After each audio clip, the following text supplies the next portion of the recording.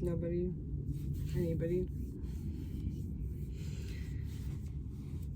Just want to say that eating disorder recovery is possible.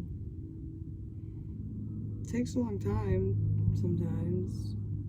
It's a very slow burn. It can be such a slow burn. But recovery is possible. And it's worth it. It's so worth it. I've struggled with eating disorders for a number of years, and it was honestly up until last year that I could even really admit to myself that I was recovered. I experienced a relapse of my nervous body that showed me that, hey, you're further along than you think. Like, you haven't been in this state for actually like kind of a while, and felt good. And I'm grateful. I'm super grateful for that. What does eating disorder recovery look like? Oh, discord. Freudian slip there. So much discord, disconnect, healing, the disconnect with your own body, and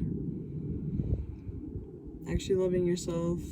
Because there's steps. You don't go from torture level shit and starvation to suddenly loving yourself. Like, there's a spectrum of self-love that starts with taking responsibility for yourself.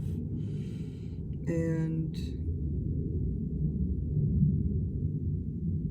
eating disorders in all the various forms. Mine started with anorexia and morphed into binge eating, as well as orthorexia and obsessive health,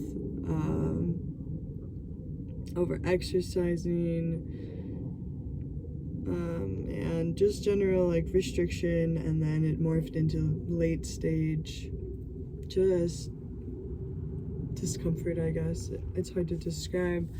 And the line of recovery is kind of vague. It can be vague because it's not like when you eat again, you're recovered, and if you miss a meal, it's not like you've relapsed suddenly. Like, you're just healing your relationship with food is a lot of different aspects, and being addicted to nothing leaves you healing from everything. So there's a lot to rebuild in your relationship to food, and I feel like people don't talk about it often enough, considering that food is literally everywhere, all the time, constantly.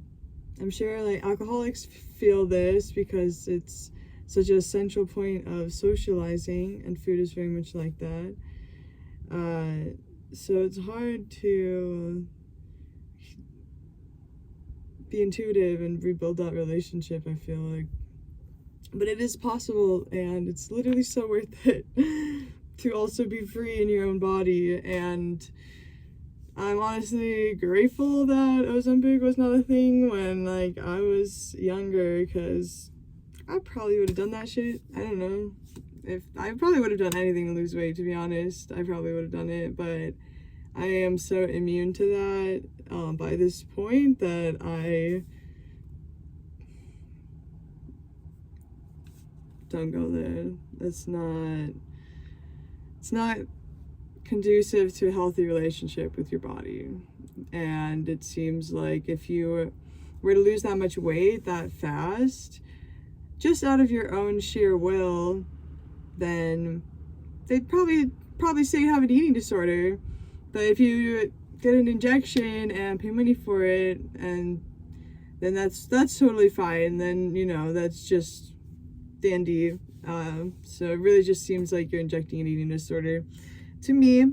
Of course, there's a variety of opinions on that, but as somebody who eats intuitively and hasn't had to worry about fad diets and trends and all of these different things for so many years, because I've just been listening to my body, it's not necessary. It's not necessary. And healing your body